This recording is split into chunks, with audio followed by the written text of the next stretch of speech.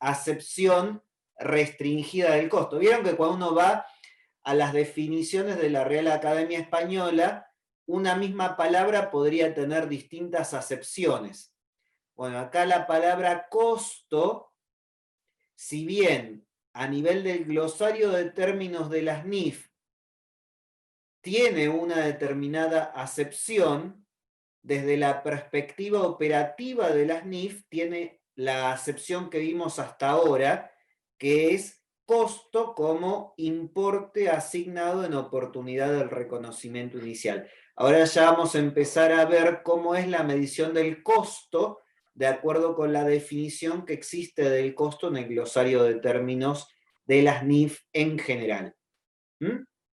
Pero eso lo vemos cuando regresamos del corte en unos 15 minutos. Con lo cual, como es, son 25 para sería para ustedes, para Para las las 9. 9. Entonces, Sí. a 10 para las 9 estamos volviendo, ¿sí? Correcto. Entonces, mis queridos participantes tienen unos 10, 15 minutitos para que puedan estirar sus piernitas y puedan ir a tomarse un cafecito para seguir con la jornada. Les agradezco mucho y estamos con 10 minutitos de receso. Gracias. Como generalmente lo aceptamos en la definición de las normas. Una cosa que es importante que ustedes tienen que saber es que las NIF, vieron que cada una de las NIF generalmente tiene unas definiciones que le son propias a esa NIF. Pero además de las definiciones que son propias para una NIF en concreto, las NIF en su conjunto, el texto ordenado de las NIF, o sea, esos libros que ven ahí atrás, tienen un glosario de término que es aplicable a todas las NIF. Entonces el criterio es, cuando una expresión está definida en una NIF, tiene prevalencia la definición específica en el contexto de esa norma por sobre la definición genérica. Pero cuando hay que definir temas generales o cuando una cuestión no está definida en las NIF, en una NIF en concreto, si existe una definición en el glosario de términos, hay que basarse en el glosario de términos de las NIF. Por eso, este glosario de términos de las NIF es como una suerte de diccionario de las NIF, ¿no? Donde si uno no sabe qué quiere decir algo en el contexto de las normas, debería buscarlo ahí. Y si hay una norma específica que lo define, se va a encontrar que en el propio glosario me va a poner referencias a esas normas específicas. Entonces, dentro del glosario de términos existe la definición de costo. La definición de costo que va a indicarse, que va a presentarse, es la siguiente. El importe de efectivo o equivalentes al efectivo pagados, o bien el valor razonable de la contraprestación entregada para comprar un activo en el momento de su adquisición o construcción, o cuando sea aplicable el importe atribuido a ese activo cuando se lo reconozca inicialmente de acuerdo con los requerimientos específicos de otras NIF. Por ejemplo, la NIF 2. Y ahí me da algunos párrafos de algunas normas que definen esto. Entonces, fíjense cómo hay una acepción de costo que es lo que yo pago para acceder a un activo, o B, el importe asignado inicialmente a un activo cuando se lo reconoce de acuerdo con los criterios que una NIF en concreto establece, que es la acepción que nosotros vimos hasta el momento.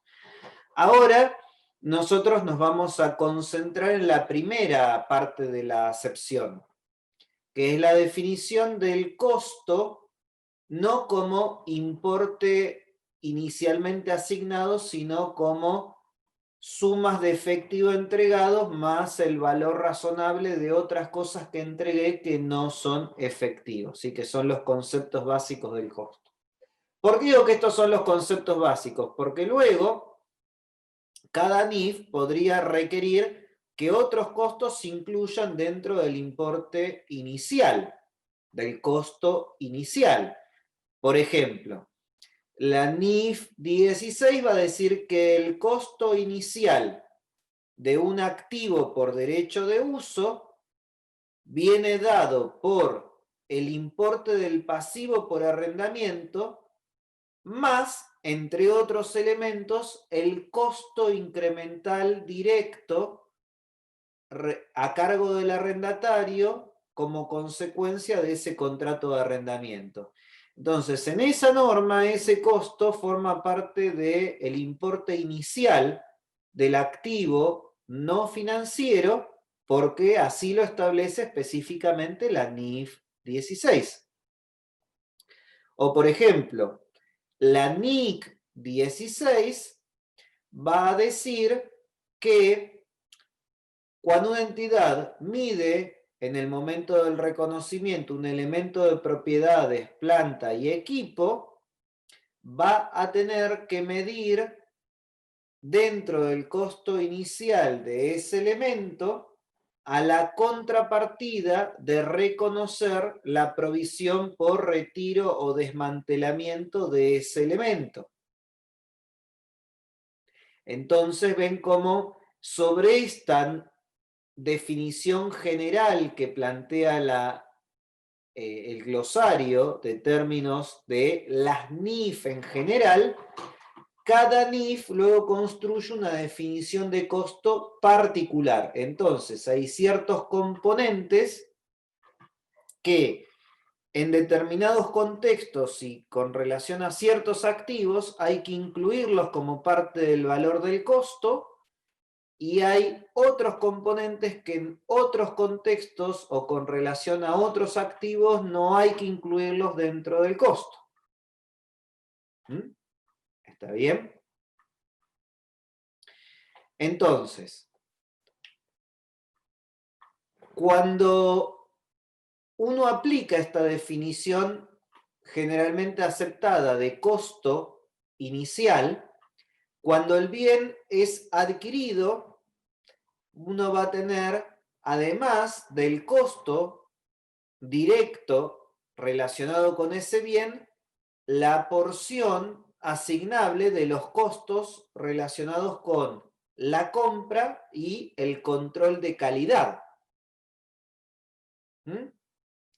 Cuando una entidad produzca un bien, el costo de ese bien va a incluir a los insumos, lo que solemos denominar como materias primas o materiales, los costos de conversión, esto es la mano de obra y los costos indirectos de fabricación, tanto los que son variables como los que son fijos, y además, cuando de acuerdo con la NIC 23 corresponda, los costos financieros que resulten asignables. Después vamos a hablar de la NIC 23. Es la única norma particular que hoy vamos a ver porque completa el ciclo de la comprensión del costo de inicio. Y cuando los bienes se incorporan de forma individual, pero por medio de otro tipo de transacción, no a través de la producción por parte de la propia entidad o su adquisición de forma individual, generalmente en oportunidad del reconocimiento se utiliza como costo al valor razonable en ese momento.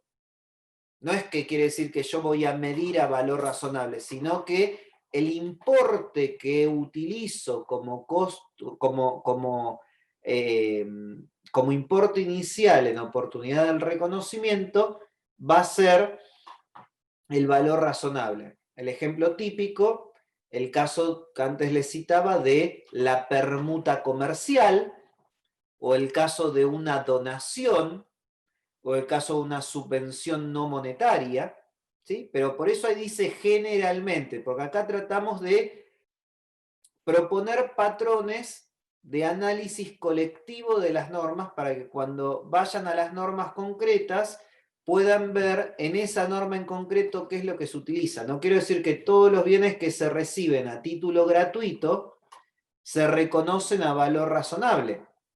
¿Por qué? Porque un tipo de transacción o contrato que no está definido en ninguna NIF es un contrato muy común en nuestros países, que es el contrato de comodato. ¿Sí? ¿Todos conocen cómo funcionan los contratos de comodato?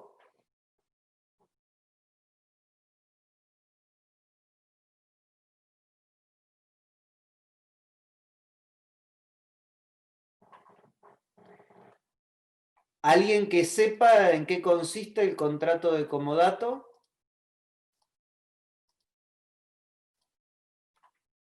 Sí tenemos ya respuestas. Dice, bueno, Claudia dice que no.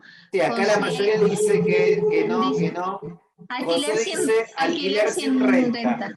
Bueno, no es exactamente, o sea, el contrato de comodato es un contrato a través del cual, supongamos, yo soy propietario de un terreno y le transfiero la posibilidad de utilizar ese terreno a otra parte durante un determinado periodo de tiempo o a veces incluso por tiempo indeterminado.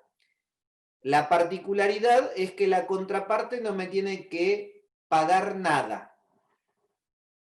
Por medio del contrato, simplemente transfiero el uso sin contraprestación.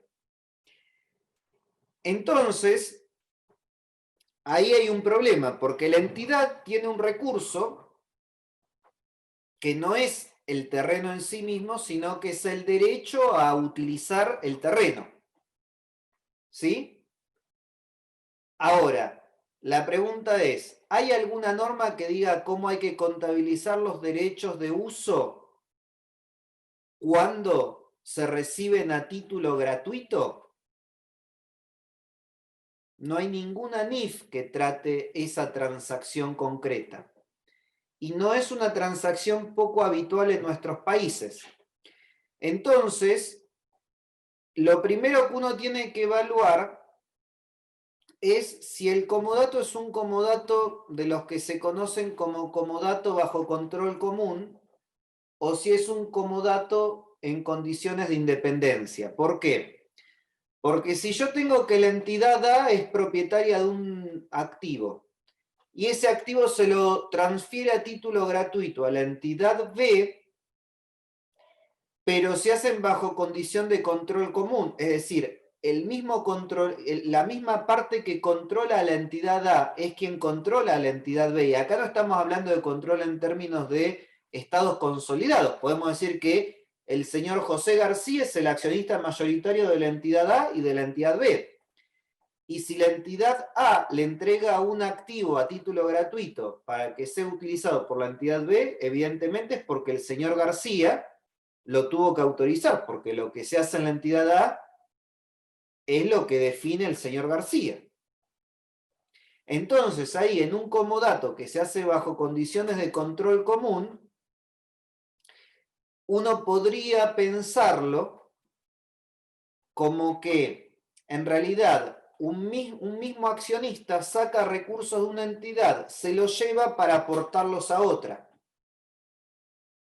Por lo tanto, si se hace por un tiempo determinado, esta entidad podría tener que no reconocer nada, ¿sí? Más que un activo, la que entrega, no reconocer nada, seguir reconociendo el activo e indicar que tiene restricción para el uso, y esta otra entidad tendría que reconocer un activo por derecho de uso con contrapartida a un abono de capital, una contribución de capital, porque es equivalente a una transacción orientada por el propietario.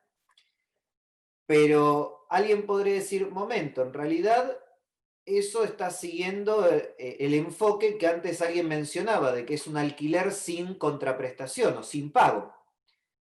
Y si alguien, en lugar de atender al atributo de que es parecido a un alquiler, atiende al atributo de que como es a título gratuito, la norma que más se le parece sería la NIC 20.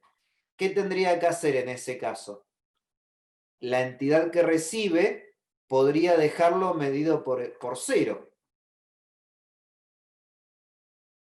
Aunque la propia NIC 20 dice que no aplica a transacciones con accionistas. Por lo tanto, los contratos de comodato bajo condiciones de control común, hay algunas prácticas profesionales de algunas firmas internacionales de auditoría que no permiten considerarlo como conceptos análogos a la NIC 20, y aunque así fuera, la propia NIC 20 me excluiría de su alcance porque en el párrafo 1, dentro del literal C, dice que no aplica transacciones en las cuales el que hace el aporte a título gratuito actúa en calidad de propietario. Entonces, cuando el comodato es bajo condiciones de control común, suele ocurrir eso, pero fíjense, hay que hacer todo un análisis de razonamientos y una cantidad de derivaciones de estructuras de razonamientos que proporcionan las NIF para determinar cómo contabilizarlo. Pero yo les cuento un caso concreto. En un cliente que tengo aquí en Argentina, el predio donde está sentada toda la fábrica de este cliente es un terreno que son varias hectáreas entregadas en comodato. Entonces, cuando se hizo en su momento el contrato de comodato, no se hizo ningún registro. Y cuando le implementamos NIF a esta empresa, tuvimos muchas discusiones con los auditores respecto de qué había que hacer con ese terreno. Porque si uno atendía a la lógica del marco conceptual, la entidad controlaba un recurso, aunque no era la propietaria del terreno, y si yo no demostraba que tenía por medio del balance, no comunicaba ese derecho de uso, estaba tergiversando todas las mediciones de rentabilidades que dependen del activo o del nivel total de la inversión mantenida en el activo. ¿Por qué? Porque un componente significativo de los derechos que la entidad controla y a partir de los cuales es capaz de producir beneficios económicos no aparece dentro del balance. Por lo tanto, uno podría concluir de que los estados financieros como acto de comunicación, entendidos como acto de comunicación con los usuarios principales, están en parte mutilados, porque les estoy quitando la expresión de un derecho que realmente es significativo para comprender el inventario de derechos con capacidad de producir beneficios económicos para la entidad, ¿sí? De recursos controlados como consecuencia de sucesos pasados, porque la entidad controla ese recurso como consecuencia de un suceso pasado, que es el contrato de comodato del suceso pasado. No controla al terreno, controla al uso del terreno. Y ahí hubo toda una discusión alrededor de cómo había que contabilizarlo.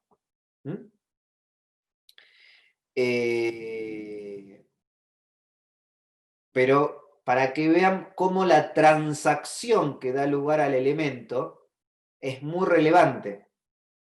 Cuando uno adopta NIF por primera vez, puede caer en la tentación de tomar los estados financieros de acuerdo con los PSGA previos y ver qué es lo que la entidad tiene y a partir de eso empezar a construir. Pero uno de los pasos que me plantea la NIF número 1 es reconocer aquello que no está reconocido de acuerdo con los PSGA anteriores, pero que de acuerdo con NIF debería estar reconocido.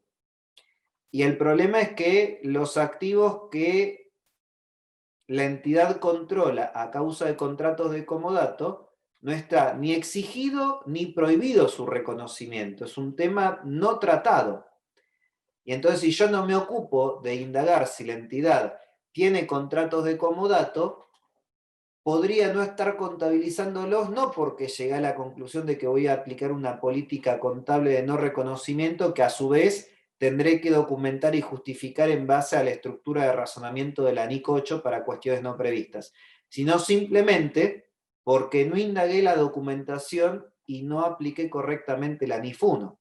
Es decir, está fuera de mi radar, no porque lo hice bien. Y por otro lado, cuando uno reconoce un elemento y tiene que asignarle un costo, esto es muy común cuando uno aplica la NIF 1, hay veces que tiene que utilizar un importe sustituto del costo a modo de solución práctica. Entonces, ese importe sustituto o sucedáneo del costo se lo denomina como dim cost o costo atribuido.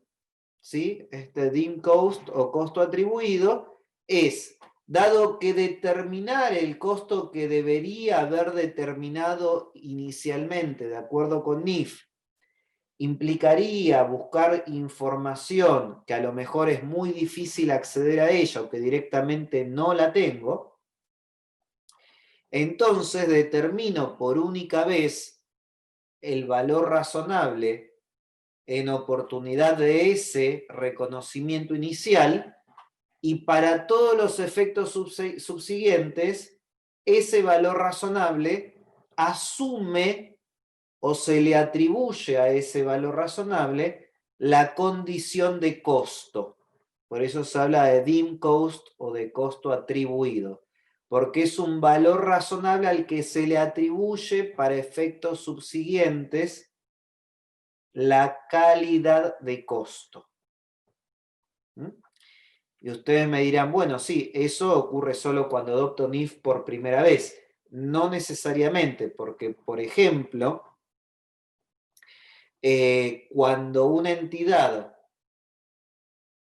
deja de ser una entidad de inversión y tiene que comenzar a consolidar a sus subsidiarias no consolidadas, el ajuste es prospectivo y la NIF 10 dice que los activos que no estaban reconocidos a esa fecha serán reconocidos a partir del cambio de estatus de la entidad, utilizando al valor razonable en esa fecha como costo atribuido.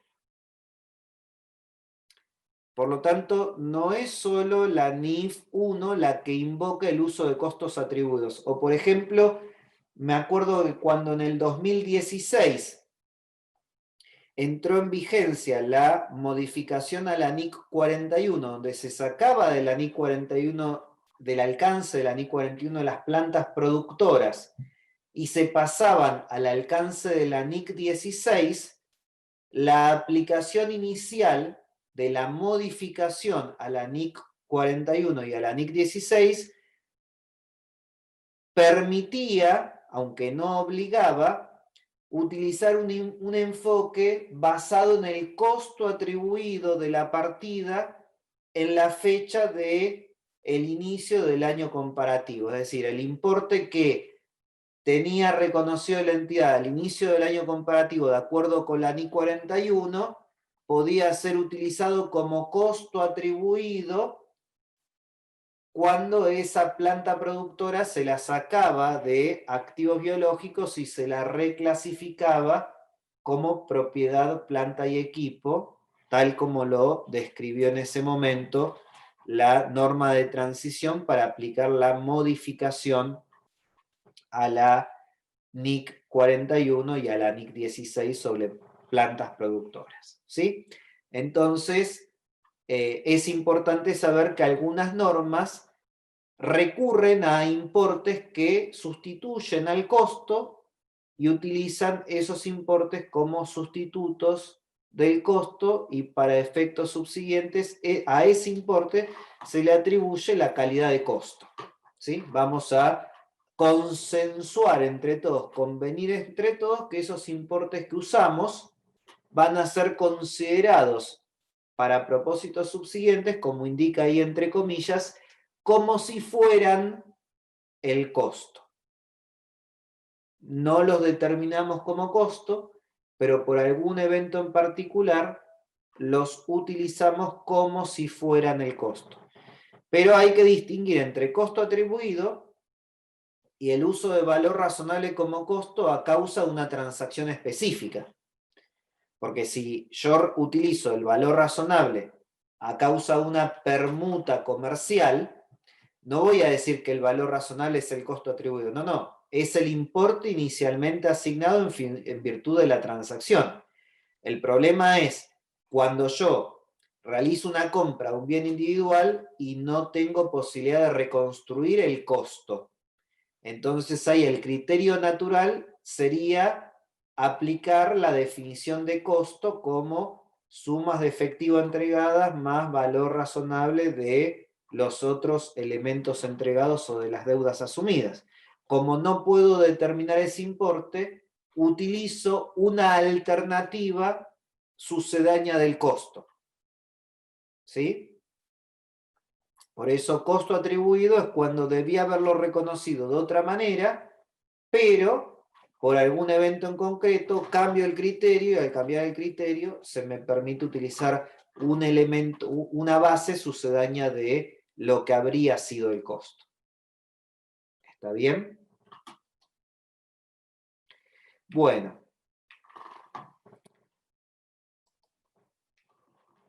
Y ahora sí vamos a hablar un poquito sobre la NIC 23. No sé si sobre esta parte de el costo en su primera acepción de la definición tienen algún tipo de consulta. Si no, pasamos directamente a NIC 23. Sí tenemos una consulta de José Herrera. José dice, conozco el caso de una importadora y comercializadora de insumos médicos que tiene bombas, unas máquinas que se utilizan en hospitales y clínicas para suministrar ciertos medicamentos, como propiedad, planta y equipo, y que los da en comodato para asegurar la compra de los insumos por parte de los hospitales a la compañía. Las bombas se encuentran aseguradas por la empresa que vende insumos médicos. Por el lado de las clínicas no habría necesidad de reconocer el derecho a uso de tales bombas porque los riesgos son de la compañía de insumos o sí debería reconocerlo. Bueno, hay que analizar el contexto. Yo le pongo un contraejemplo que no pretende, porque siempre acuerden que esto no es asesoría, esto es compartir experiencias para que puedan reflexionar alrededor de estos ejemplos que les pongo. Ocurrió el caso de una empresa que vendía, es parecido al caso que usted está planteando, José. La empresa tenía un contrato para venderle tintas a imprentas de libros, de diarios, de periódicos, etc. ¿Sí? Eran fábricas imprenteras que se dedicaban a imprimir y para imprimir necesitan comprar tinta. Entonces, una entidad que tenía el contrato para vender tintas, también tenía un contrato de comodato de las máquinas inyectoras que permitían utilizar la tinta. Es como que yo le diga, le vendo el cartucho de la impresora láser o del tóner de la impresora láser y le entrego en comodato la impresora láser. Acá era parecido, supónganse, te entrego la máquina imprenta, lo que se llama la inyectora, y mi negocio es venderte las tintas, ¿sí? Pero ¿qué ocurre? El contrato fijaba que el aprovisionamiento de las tintas era a lo largo de 2 años, perdón, era por 5 años, perdón, disculpa, era por 5 años, y por otro lado, la cantidad de tinta que había que comprar por mes estaba predeterminada en el contrato. Entonces, cuando hicimos la evaluación de ese caso, en realidad esto no fue una implementación inicial de NIF, sino que fue un cliente que asumimos su auditoría inicialmente.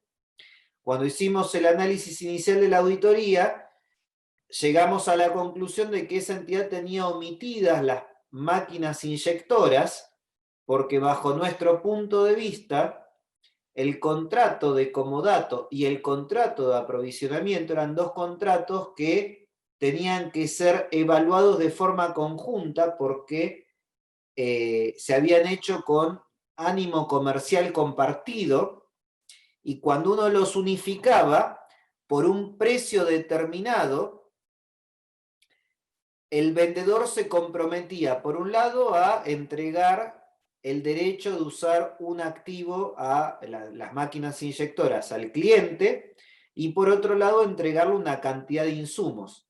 Por lo tanto, la auditoría era de la máquina que la que era la compradora de las tintas. Le dijimos, usted tendría que tener reconocido el activo por derecho de uso. ¿Pero por qué? Porque cuando evaluamos, primero evaluamos los dos contratos y vimos que los dos contratos eran consustanciales en términos comerciales, por lo tanto no era por un lado un contrato de venta de tintas y por otro lado un contrato de comodato de máquinas inyectoras.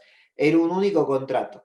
Cuando juntábamos los dos contratos, veíamos que uno de los compromisos de esos contratos calificaba como arrendamiento. Ahora, como no conozco todo el contexto contractual que usted plantea, José, no puedo asegurarle que ese sea el tratamiento. Habría que hacer todo el análisis. Pero, en principio, le cuento que hay situaciones donde, en realidad, estos contratos de comodato que se hacen de forma conexa a contratos comerciales, terminan siendo recuperados por medio del contrato comercial. ¿Sí? Entonces no es que son a título gratuito, sino que se los hace a título por esos valores por algún tipo de limitación práctica o legal o cosas por el estilo. ¿Sí? Y después dice que son los costos incrementales. Es buena la pregunta, José. Un costo incremental es en el contexto de las NIF en general, un costo incremental es el costo que no existiría si aquello que estamos analizando no se diera. Por ejemplo, ¿qué es un costo incremental de un préstamo? Un costo que no existiría si el préstamo no se concreta, si no se otorga el préstamo. Para poner un ejemplo, cuando un banco otorga un préstamo, primero tiene que incurrir en una serie de costos para evaluar la capacidad crediticia del cliente y decir si le va a prestar o no a ese cliente. Ahora, ese costo no es incremental, porque le preste o no le preste, el costo de evaluar la calidad crediticia del cliente lo tiene que realizar sí o sí. Ahora, hay veces que hay determinados, por ejemplo, en el caso de Argentina existe un impuesto que se llama impuesto de sellos, que cuando una persona recibe un préstamo, el municipio le cobra un porcentaje, creo que es el 0,5% de los fondos tomados en concepto de impuesto de sello. Pero si no recibe el préstamo, no le cobran nada. Por lo tanto, en ese caso, el impuesto de sello es un costo incremental. ¿Sí? Entonces, cuando una norma requiere activar los costos incrementales, lo que me tengo que preguntar es si es activarlo en el valor de un elemento que estoy comprando. Si no hubiera comprado el elemento, ¿igual hubiera pagado esto? Si la respuesta es no, no lo hubiera pagado, entonces es incremental. Si la respuesta es sí, quiere decir que el costo no es incremental, es hundido. Y el costo hundido se lleva directamente al gasto. Pero no es que siempre el costo incremental se activa. Hay que activarlo cuando la norma concreta diga se activa el costo incremental. Lo que es importante es ver que la norma diga costo incremental. ¿Mm? Bien. Bueno, vamos entonces a ver un poquito de NIC 23, ¿sí? ¿Cuál es el problema básico que resuelve la NIC 23? Es cuando los costos financieros, es decir, los intereses relacionados con un préstamo que a su vez se vincula con ciertos activos, tienen que incluirse en el costo de ese activo para analizarlos o para recurrir como herramienta de análisis a la partida doble. A medida que se van acumulando los intereses relacionados con un préstamo, la entidad lo que hace es debitar el costo financiero y acreditar el préstamo tomado. ¿De acuerdo hasta aquí? Pero supongamos que durante el mismo plazo de tiempo en el cual se van reconociendo intereses, la entidad está construyendo cierto activo que está siendo financiado de forma específica o de forma genérica con esos préstamos. Entonces la pregunta es, ¿esa anotación deudora debe ir directamente a pérdidas y ganancias como un costo financiero o la tengo que considerar como un componente dentro del costo, del costo del activo que se está construyendo durante ese mismo periodo y que se relaciona de forma específica o genérica con los fondos tomados? ¿Sí? Ese es el problema general. ¿Y cuál es el principio básico que rige a la NIC 23? Que cuando una entidad tenga, por un lado, costos financieros que se acumulan o se devengan, como decimos en algunos países, a causa de determinados préstamos que se tomaron, y por el otro lado la entidad tenga activos que de acuerdo con la NIC 23 califiquen, es decir, lo que la NIC 23 define como activo apto. Si se dan esos dos elementos, el interés no tiene que ir al estado de resultados como una partida de P&G, sino que tiene que ir a formar parte del costo del activo y llegará al estado de resultados una vez que ese activo se ponga en marcha o cuando esté en las condiciones previstas por la dirección, ya sea a través de la depreciación o a través del costo de venta, porque también podría tratarse un inventario, ¿no? Cuando es una empresa que se dedica a la construcción de inmuebles para venderlos, si la empresa emite un bono y ese bono devenga intereses de conformidad con la NIF 9, como la construcción de esos inventarios, que son los inmuebles que la empresa está fabricando, califican como activo apto de acuerdo con la NIC 23, dentro del costo de construcción de conformidad con la NIC 2, tengo que incluir la porción atribuible de los costos financieros que devengan esos bonos o ese bono que emitió esa empresa para financiar la construcción de ese proyecto inmobiliario. ¿Mm?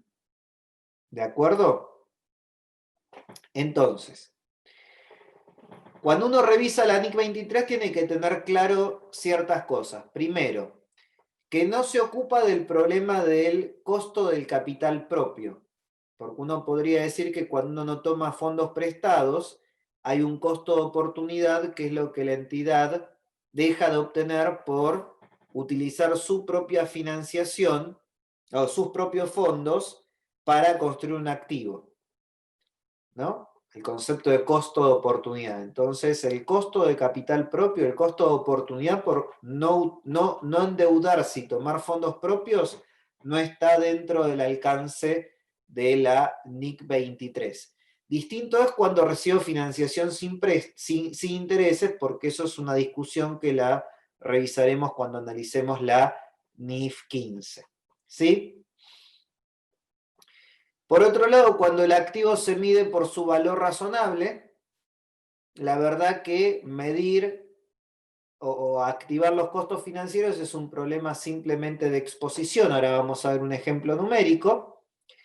Y cuando se producen manufacturas o inventarios que se producen a gran escala, ¿sí? En grandes cantidades y de forma recurrente, no se requiere su activación. No es que está prohibido, sino que no se requiere. La entidad deberá seleccionar una política contable de si lo va a activar o no. Es muy común que la práctica no se active porque es muy poco lo que se podría activar, e identificar los momentos de inicio y finalización de la capitalización sería bastante dificultoso. Entonces, en general, la política contable que se suele seguir en la práctica es, en ese tipo de empresas, por más que tenga préstamos que financien capital de trabajo, que se utilice para la producción de estas manufacturas recurrentes, no activarlo en los componentes del activo del inventario. ¿Sí? Entonces, fíjense este caso que yo les decía, de que cuando la entidad tiene que medir algo a valor razonable, activar o no los costos de préstamos es un problema de exposición de resultados. Supongamos una entidad que construye una propiedad de inversión que medirá de acuerdo con el modelo de valor razonable de la NIC 40. ¿Sí? La entidad puede optar por capitalizar los préstamos directamente atribuibles. Y la información que tenemos es la que vemos ahí. El costo de la propiedad de inversión antes de considerar los costos de préstamos o por préstamos es de 1.000. Los costos por préstamos totales son 800. Los costos por préstamos que podrían capitalizarse de esos 800 son 250, con lo cual hay 550 que no son capitalizables y 250 que sí lo son. Y el valor razonable al final del periodo sobre el que se informa es de 1.300. Entonces fíjense que en cualquiera de los dos casos, como el criterio por el cual el importe por el cual tienen que aparecer en el balance estas propiedades de inversiones por su valor razonable, en cualquiera de los dos escenarios aparece por 1.300. El tema es, ¿cómo determino la ganancia o la ganancia o pérdida por medición a valor razonable? Comparando el costo contra el valor razonable al cierre. El tema es que si el costo absorbió parte de los costos financieros, la diferencia es más chica que si no los absorbió. Entonces, fíjense, en la primera columna la entidad opta por capitalizar los costos por préstamos, por lo cual, para determinar la ganancia por cambios en el valor razonable, compara un costo de 1.250, es decir, 1.000 más los costos por intereses activables, contra 1.300. Entonces, 1.000 más 1.250, el costo total es 1.250. Como el valor razonable está en 1.300, tuvo una ganancia por medición a valor razonable de 50. En cambio, en un contexto en el cual la entidad no los activa los costos financieros, va a comparar 1.300 contra 1.000 y va a tener una ganancia por medición del valor razonable de 300. Ganancia por medición de valor razonable de 300. Ahora, si en el primer escenario la entidad activó 250, quiere decir que los 550 de diferencia los puso en la línea de costos por préstamos o de costos financieros, tal como requiere presentarla el párrafo 82 de la NIC 1. En cambio, si optó por no activarlo, directamente pone los 800 en esa línea. Entonces, fíjense que el resultado total es el mismo, porque si ustedes se fijan, en la primera combinación yo tengo una ganancia de 50 y un costo financiero de 550, con lo cual entre la ganancia por medición a valor razonable y el costo financiero tengo un resultado neto, una pérdida neta de 500. Y en el otro escenario, si comparo la ganancia de 300 por medición a valor razonable contra la pérdida financiera de 800, tengo una pérdida neta de 800. Perdón, de 500 también. Es decir, en cualquiera de los dos escenarios, el problema es cómo atribuyo entre las líneas del estado de resultados una pérdida neta de 500. Obviamente no va a ser inocuo, porque de eso puede depender el covenant de una compañía. Si yo fuera una empresa que voy a ser evaluada en función al ratio de cobertura de intereses, probablemente me interese mucho más la alternativa 1 de activar costos de préstamos que la alternativa 2. ¿Por qué? Porque el ratio de cobertura de intereses con un interés de 800 me da peor que el ratio de cobertura de intereses con un interés de 550. Por eso, para que luego un analista pueda evaluar o pueda ajustar su análisis, se obliga a que los importes que se capitalizaron se informen de notas para poder hacer estas evaluaciones de coberturas de intereses. Que es un ratio muy utilizado para evaluar la salud financiera de la empresa, sobre todo en los mercados de capitales, cuando es una entidad que emite bonos corporativos, y en el caso de los analistas bancarios, para otorgar préstamos, que es relacionar los intereses que se generan durante un periodo con el EBITDA de ese periodo. Entonces, si una parte de los intereses no los tengo en la línea de intereses, tengo un problema para poder determinar ese indicador y hacer comparaciones entre compañías. Entonces, tengo que tener claro si la empresa capitalizó costo de préstamo y cuánto fue el importe capitalizado durante el periodo, y van a ver que la NIC 23 exige que eso se informe en notas. En cambio, como la NIF para las pymes está pensada para una empresa que interactúa con un banco, y como para los bancos es siempre un indicador relevante el de cobertura de intereses, la sección 25 de la NIF para las pymes, a diferencia de la NIC 23, que la NIC 23 obliga a activar costos de préstamos y luego que se informe en nota la parte activada de esos costos, de esos intereses, la sección 25 de la NIF para las pymes prohíbe activar costos por préstamos. ¿Por qué? Porque asume que es muy importante, si el punto de referencia para que el IASB haya tomado esa decisión es que la cobertura de los intereses como indicador financiero es muy importante para el usuario típico de los estados financieros de una entidad que aplica NIF para las pymes, que son las instituciones financieras que otorgan préstamos a las pymes. ¿Sí? Bueno, ¿alguna pregunta hasta acá? De lo que No vimos, tengo ¿no? dentro del chat que tenemos preguntas. Perfecto, entonces, ¿qué son los activos aptos para la NIC 23? Los activos aptos son aquellos activos que requieren necesariamente un periodo sustancial de tiempo para que estén en las condiciones previstas por la dirección antes de que pueda utilizarse o ser destinado para la venta. Acá debo resaltar de que la norma habla de periodo sustancial, no define cuánto es un periodo sustancial. En la práctica muchas veces se toma que cualquier activo que demande un periodo de preparación, de fabricación, de producción mayor a 6 meses cumple la definición de periodo sustancial. Pero repito, no es una definición que venga dada por la norma. Esto tiene que ver con usos y costumbres.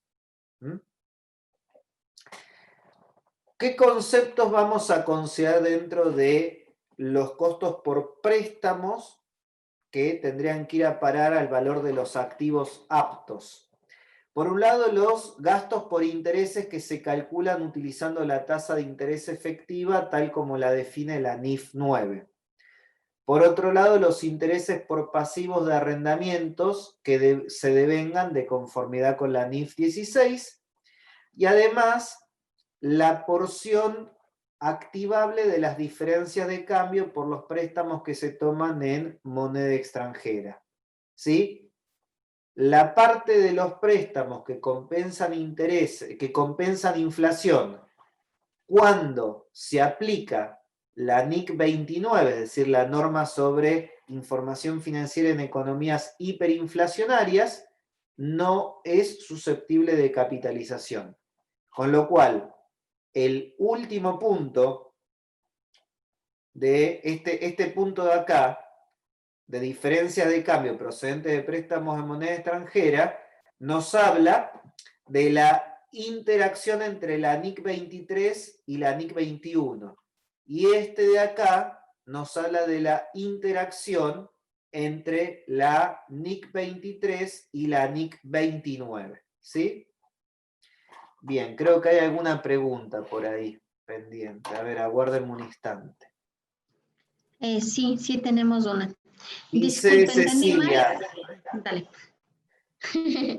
¿Entendí mal o en la NIF para las pymes no se pueden capitalizar los costos por préstamos? No, no entendió mal, Cecilia.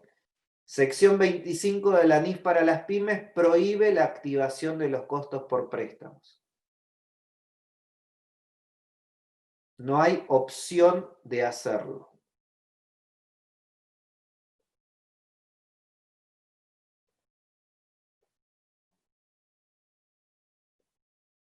¿Mm? De hecho, la sección 25 es la sección más corta de la NIF para las pymes. Tiene 3 párrafos. El párrafo 1, alcance, se refiere a cómo hay que tratar los costos por préstamo. El párrafo 2, se prohíbe activar los costos por préstamo. El párrafo 3, esta sección no requiere ningún tipo de información específica a revelar. Terminó la sección. ¿Sí? Después revísela, va a ver que es la sección más cortita de todo. Es como el libro de Jonás en la Biblia, ¿vio? Que es un libro muy cortito, bueno, algo así. Bien.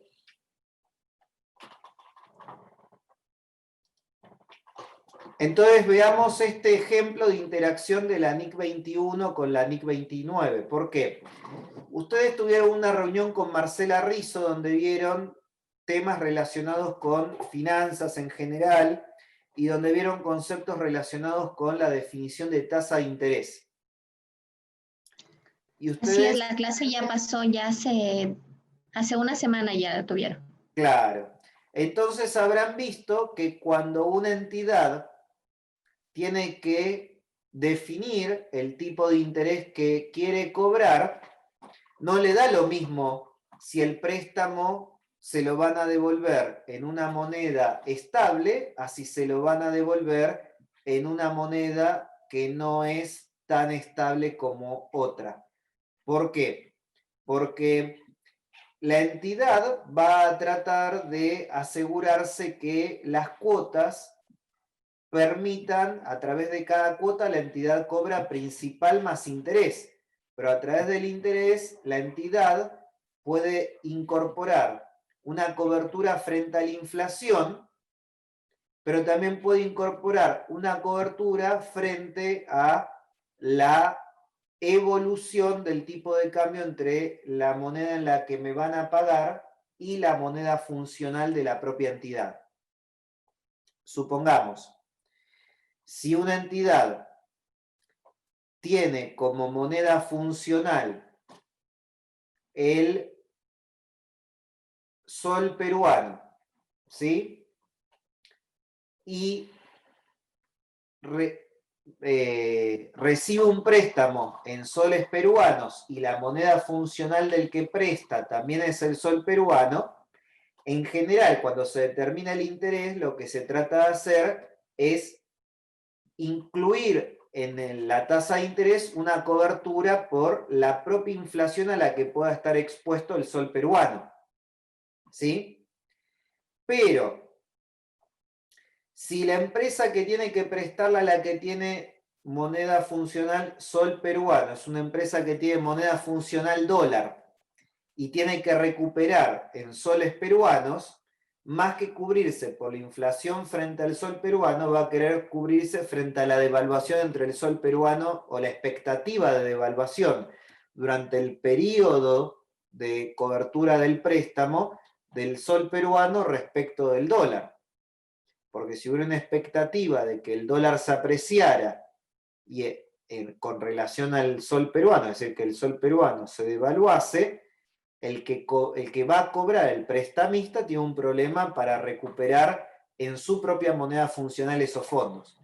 Entonces, la porción que el prestamista determina para cubrirse por diferencias de cambio entre su moneda funcional y la moneda en la que se va a cobrar el préstamo, es la porción que el prestatario, es decir, el que recibe los fondos, puede activar.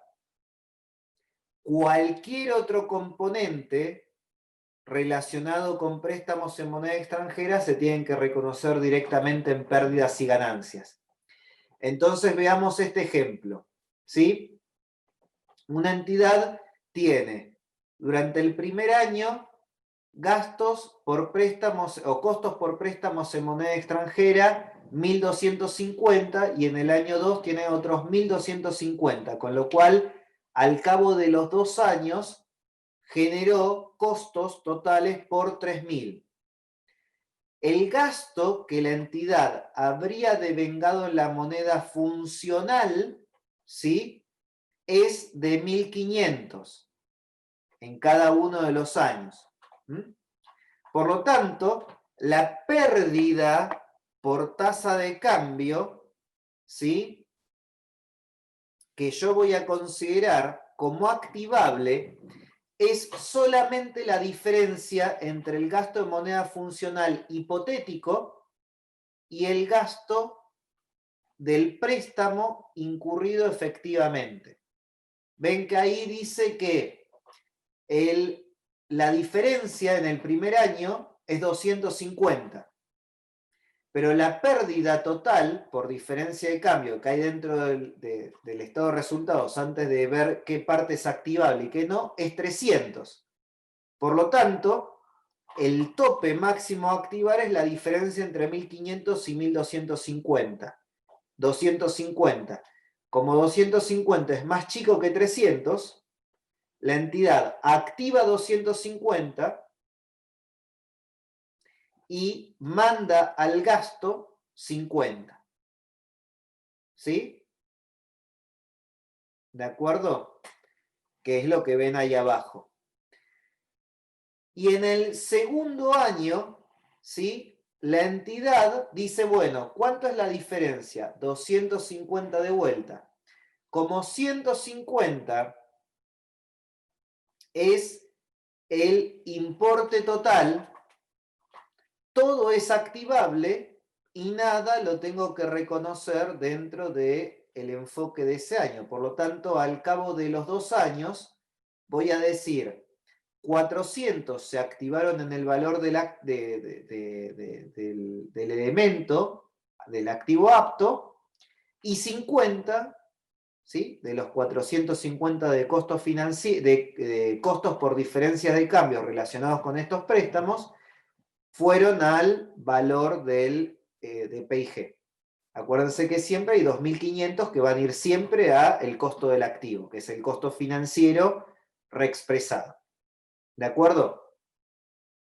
Ahora, el segundo enfoque que la entidad podría seguir, cualquiera de los dos son admitidos, no porque lo diga la norma, sino porque la norma no dice cómo aplicarlo y son los dos enfoques que se utilizan en la práctica.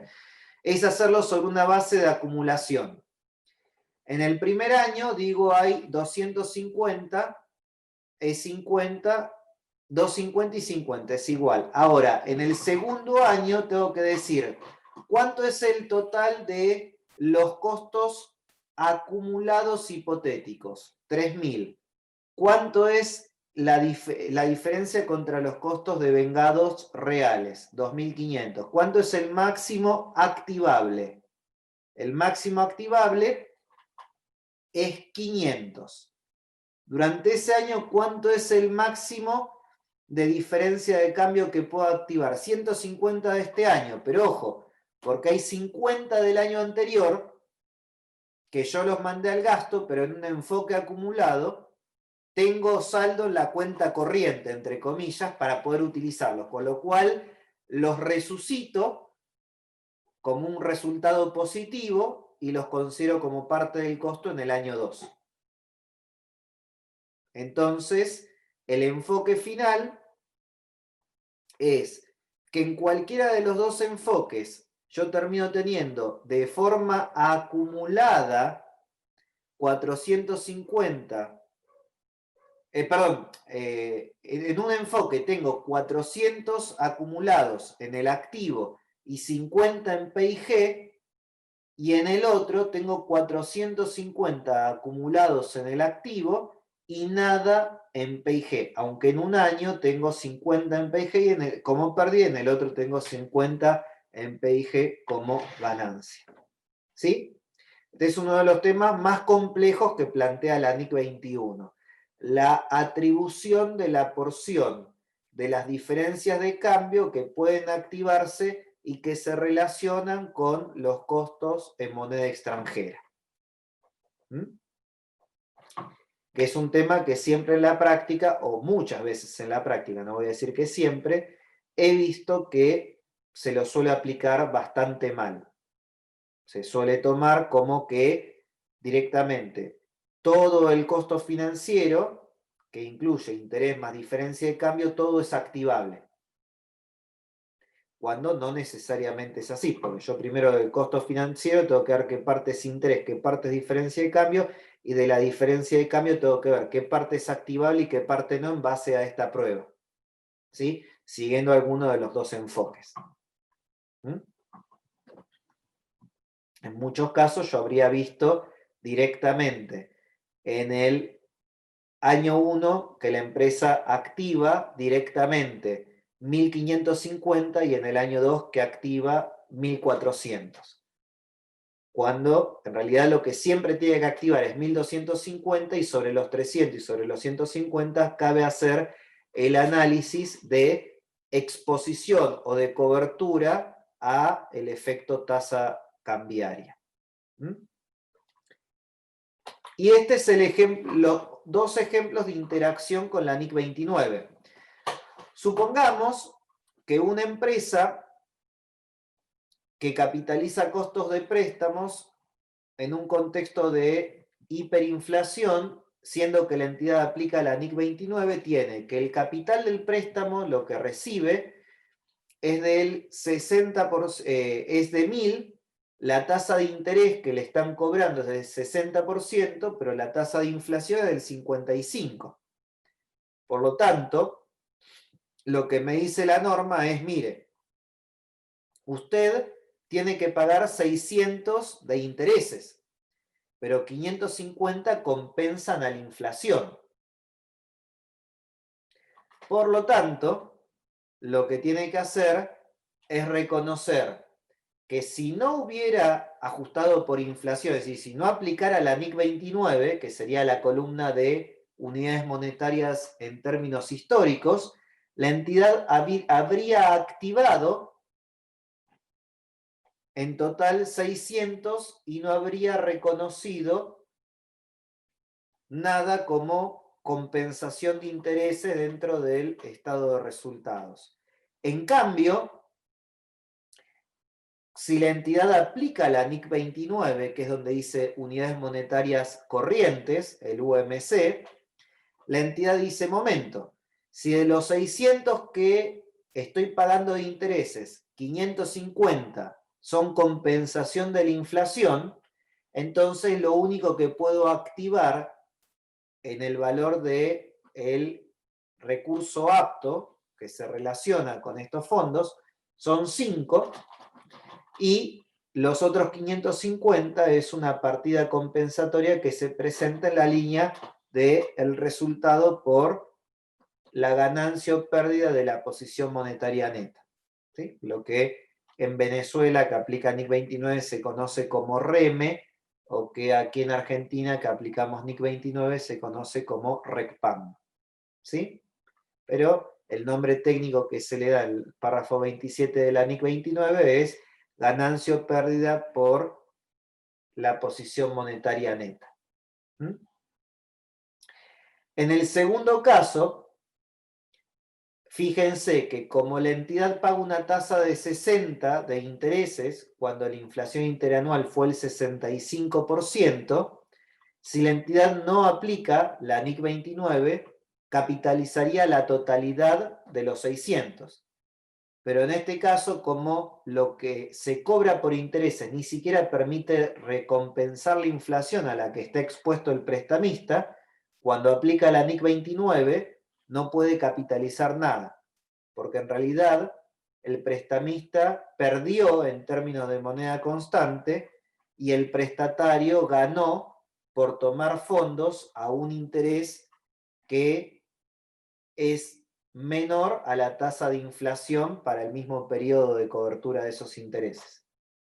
Si yo me endeudo al 60 con una inflación del 65, en realidad no tengo costos financieros reales, tengo ganancias financieras reales. Bien. Por otro lado, la norma dice que los costos que se pueden capitalizar son aquellos que sean susceptibles de capitalización, que son los directamente atribuibles a la adquisición, construcción o producción de activos aptos. Y hay de dos tipos. Están los fondos que se toman de manera específica.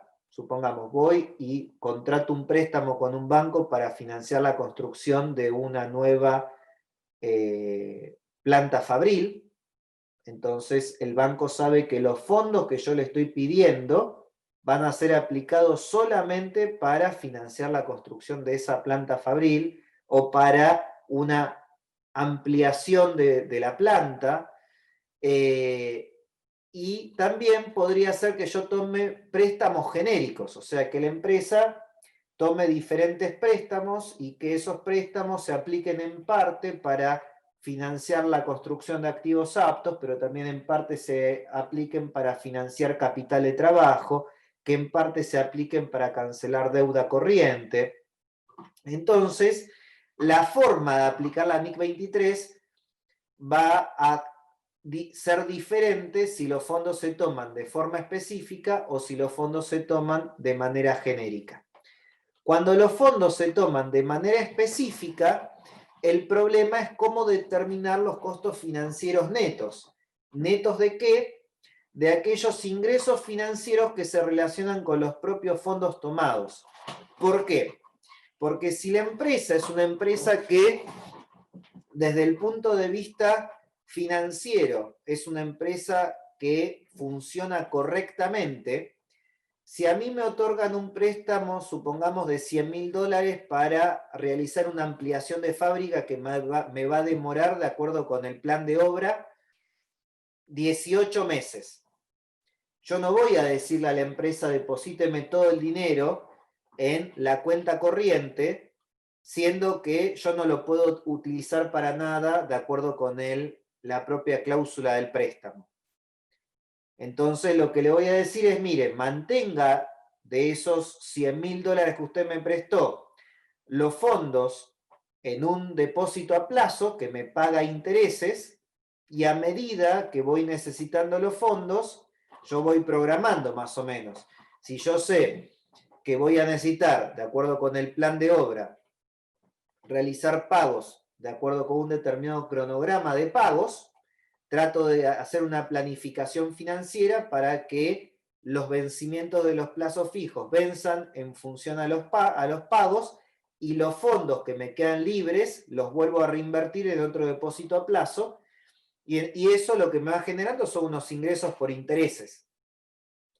Entonces, ahí lo que va a decir la norma es, mire, si está en ese contexto donde el fondo los préstamos se tomaron para financiar específicamente un activo concreto, y usted actúa como un agente económicamente racional o financieramente racional, es decir, no mantiene fondos ociosos, sino que los incluye en un depósito a plazo, entonces lo que usted puede activar es la diferencia entre el costo financiero y el ingreso por intereses.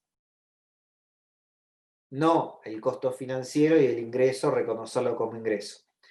Entonces, supongamos que una entidad toma un préstamo del 8% de 1.000 para financiar una construcción de un activo apto, cuyo plazo de construcción es de 3 años. La tasa es el 8% anual y los desembolsos, de acuerdo con el plan de obra, ocurren así. Durante el primer año voy a tener un 30% de los desembolsos, es decir, 300 voy a utilizarlos el primer año, 400 los voy a usar el segundo año y los 300 restantes en el tercer año. ¿Sí? Supongamos que la entidad puede hacer inversiones como no hacerlos. Entonces, desde luego que si la tasa de interés anual es del 8, el importe que el banco me da por los fondos es una tasa inferior, no me va a dar el 8. Me va a dar una tasa, supongamos, del 5. Entonces voy a abrir un Excel para poder resolver cómo sería esta cuestión. Supongamos, entonces, cómo van ocurriendo los flujos de caja. Yo tengo, ¿sí?, el préstamo que se devuelve todo en el último año, ¿no? En el último año voy a devolver todos los intereses. Momento 0, 1, 2 y 3. Entonces, el valor del préstamo en el momento 0 es de 1000, que es lo que el banco me da. En el momento 1 es esto por el 8%. En el momento 2 es esto por el 8%. Y en el momento 3 es esto por el 8%, y ahí tendré que pagar los 1260. A su vez, durante este periodo de tiempo voy a ir realizando desembolsos. Entonces yo voy a hacer salidas de efectivo que la empresa tiene programadas. En el primer año tiene programadas salidas por 300. En el segundo año tiene salidas programadas de acuerdo con el plan de obra por 400 y en el último año tiene salidas por 300. Por lo tanto, ¿cuántos son los fondos disponibles para invertir? Asumiendo obviamente que el pago se hace en el momento 0. ¿Sí? El fondo que tiene para invertir al momento 0 la empresa son 1000 menos los que va a tener que pagar en los años próximos, ¿no? Perdón, menos lo que va a tener que pagar en el año inmediato, en el año en curso, ¿sí? 700. Entonces, este es el importe que tiene el momento 0 disponible para los fondos. De estos fondos que les queda, la entidad tiene disponible este importe en el año siguiente. Y de este fondo que le queda, en el año siguiente la entidad tiene disponible 0 para hacer una inversión al final del año 3. Entonces, si la tasa de rendimiento de depósito a plazo es el 5% anual, habíamos dicho, nos vamos a encontrar con que la ganancia financiera va a ser en el primer año el 5% aplicado a los 700. En el segundo año va a ser el 5% aplicado a los 300. Y en el tercer año no voy a tener ganancia financiera porque, si bien la tasa es el 5%, voy a terminar aplicándola sobre 0. Entonces voy a decir, ¿cuánto es el costo financiero en cada año. El costo financiero en el año 1 es este importe de acá menos este importe de acá. En el año 2 es este y en el año 3 es este de acá. ¿Sí? Este sería el costo financiero.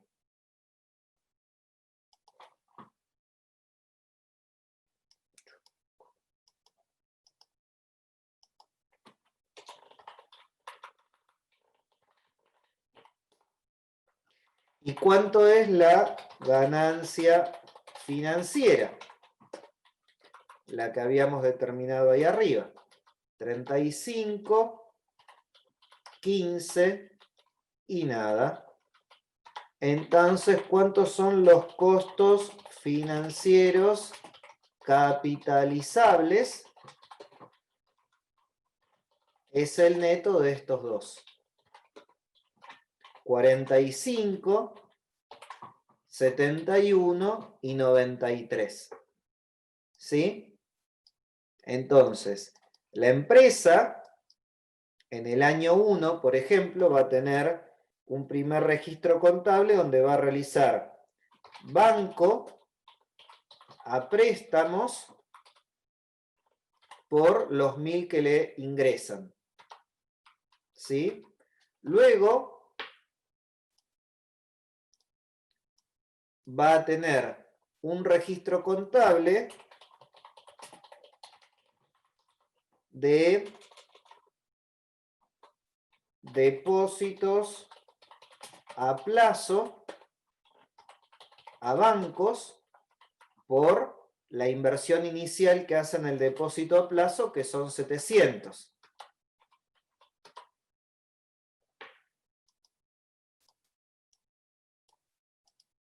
¿Sí? Esto es en el momento 0. Luego, la entidad en el momento 1 va a tener que reconocer un costo financiero por 80 contra préstamos que se incrementan por 80 también. ¿Sí? Debe y haber. Lo que está en negativo es acreedor. Y por otro lado, tiene que reconocer el depósito a plazo contra una ganancia financiera, donde el depósito a plazo le genera una ganancia de 35, o aumenta por 35, contra una ganancia de 35. ¿Sí? Hasta acá. Ahora, como la entidad tiene que capitalizar el neto entre estos dos importes, la entidad lo que va a hacer es, esto lo voy a poner en otro asiento aparte, ¿no?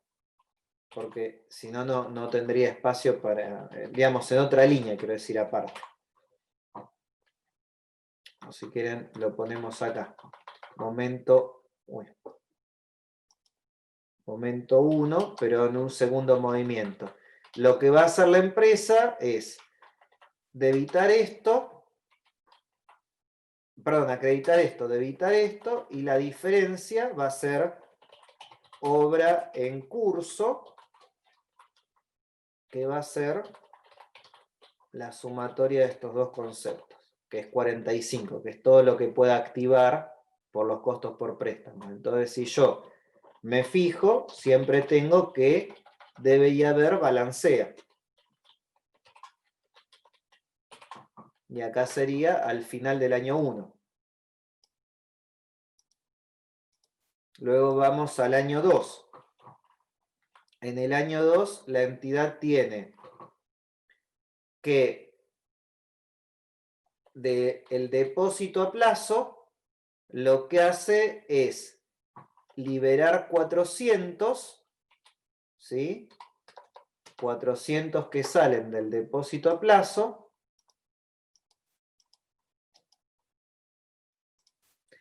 y aumenta el dinero en banco. ¿Sí? Porque tiene que quedarse en ese importe. A su vez, lo que va a tener ahora es un costo financiero que va a ser la diferencia entre estos dos importes. Y esto va a incrementar el valor del préstamo.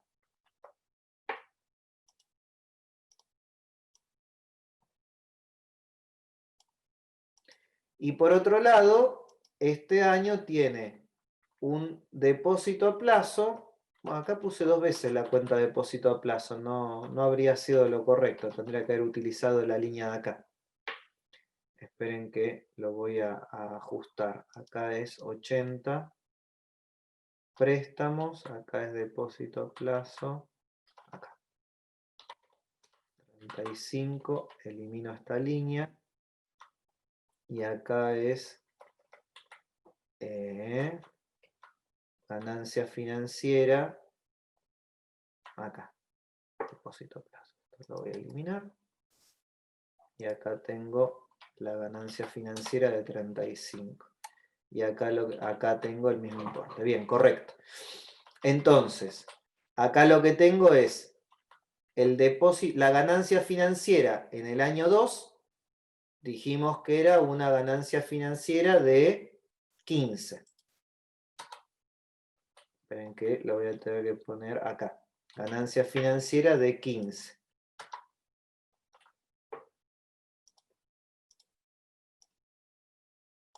Por lo tanto, el depósito a plazo aumenta en estos 15 que tenemos acá. ¿Sí?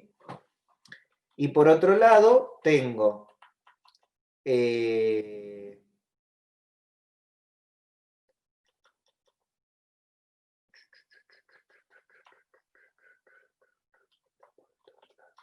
está bien.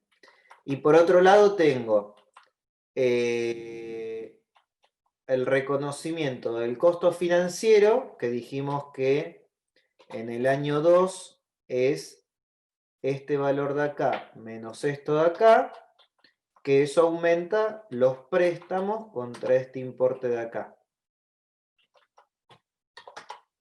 Y ahora lo que me está quedando en el año 2 es reconocer finalmente la capitalización. Obviamente acá esto lo tengo que ir sumando para ver que esto me da OK en el control, ¿no?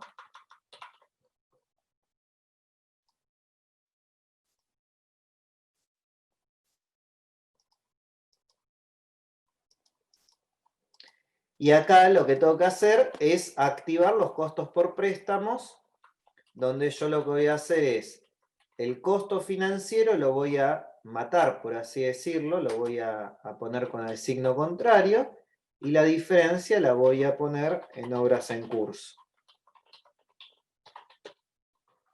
¿Sí? Que es 71.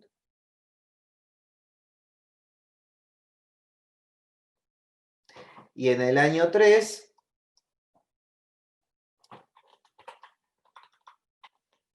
lo primero que voy a hacer es directamente liberar 300, ¿sí? de este importe.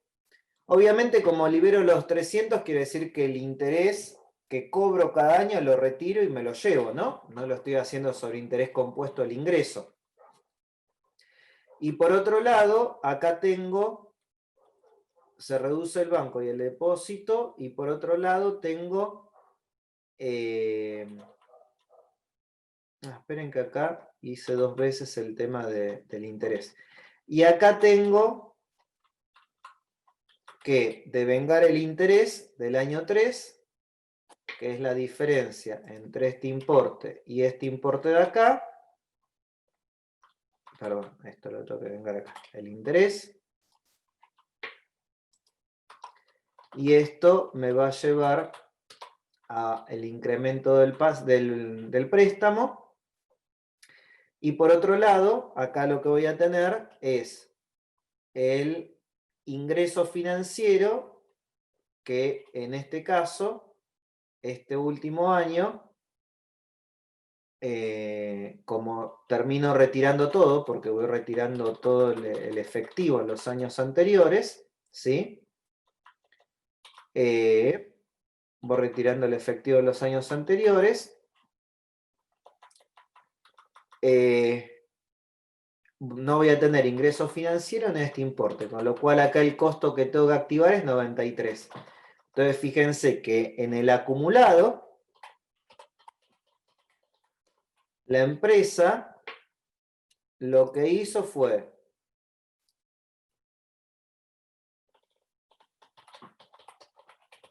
recibir en banco estos valores que tengo acá. Depósito. Ah, perdón, acá hay algo que hice mal. Discúlpenme. Me está faltando una línea más acá. Voy a correr todo esto para acá. Porque acá yo tengo 1000 a préstamo, depósito. Esta línea de banco me está sobrando acá. Acá lo que tengo que hacer es decir que en el momento 1 o en el momento 0, por así decirlo, lo que hago es, de lo que me entra en banco, saco 700 y 700 los pongo como depósito a plazo. Ahora sí.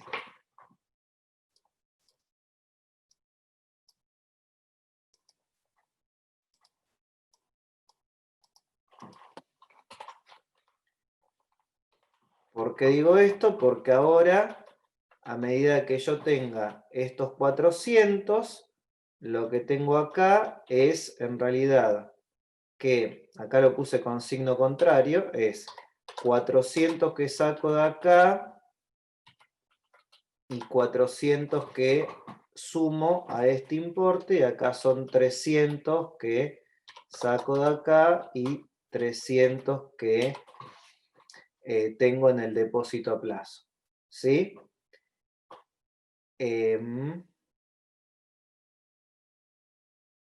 No, está bien. Discúlpenme, lo estoy haciendo al revés.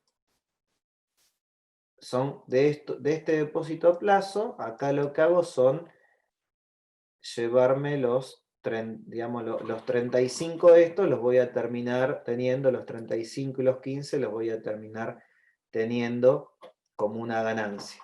Entonces, en el acumulado, se supone que yo debería tener los 1000 de préstamos que tuve que haber aplicado en compras o sea, en la obra en curso, ¿sí? Acá me falta el asiento de obra en curso a efectivo, ¿no? Que debería haberlo hecho. Después, por otro lado, que si quieren lo podemos hacer para que se vea clarito. Acá voy a tener una obra en curso. El primer año dijimos que íbamos a tener desembolsos por 300, ¿no? Obra en cursos por 300 por efectivo por 300. En el segundo año vamos a tener obra en cursos por 400, a efectivo por 400, y en el último año sí vamos a tener obras en curso por 300 contra desembolsos por este importe. Entonces fíjense que el efectivo que me queda acá en el acumulado, al final, es 0. O sea, al cabo de los 3 años ya utilicé toda la caja, la utilicé. Por otro lado, cuando veo cuánto es el total de préstamos, bueno, acá me va a quedar el importe por pagar, que es 1260. Estoy debiendo los 1260 que yo les dije que era lo que debía al cabo del año 3. Luego, cuando veo cuánto es el importe de el depósito a plazo, es la sumatoria de los intereses que se generaron, 35 y 15, que es lo único que me termina quedando, que lo tengo ahí como saldo por cobrar. Luego, cuando veo el total de los costos financieros, tengo un total de 93, que en realidad sería la parte, a ver, déjenme ver, acá 93, porque no lo sumé hasta el final. Ahí, debería ser 0, porque todo lo terminé activando en el valor de la obra. Esperen que entonces yo no estoy sumando acá hasta la última columna.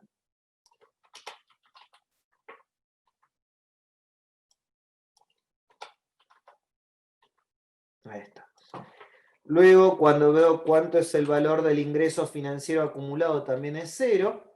Cuando veo cuánto es el valor del costo financiero, esta línea la tengo de más, porque la tengo de forma ociosa, eliminar. Y cuando veo cuánto es el valor de la obra en curso, es 1210. Fíjense que obviamente en el acumulado, yo lo que tengo es 0. Tengo un valor de obra en cursos y de un valor de inversiones en otros activos por 50 contra una deuda de 1260, pero al cabo de todos estos años, nada terminó yendo al estado de resultados ni como costo financiero ni como rendimiento del activo financiero. El neto lo fui acumulando en el valor de la obra en curso. ¿Sí? Bueno. A ver, creo que había alguna pregunta. No, se eliminó ya. No, no Bueno, tenemos ninguna inquietud. ¿no hay consulta? Bueno, No. entonces hasta aquí estaríamos llegando en el día de hoy. El resto nos quedaría por ver algunas cuestiones adicionales de NIC 23, que en última instancia podemos revisarlo en algún momento en que me toque dar alguna clase adicional, y el resto ya es alguna precisión sobre aplicación de valor razonable a los activos no financieros también, para que lo tengan en cuenta como temas generales. Esto yo lo voy a grabar y se lo voy a enviar a Alexei para que se los puedan enviar y tengan también esta solución, ¿sí?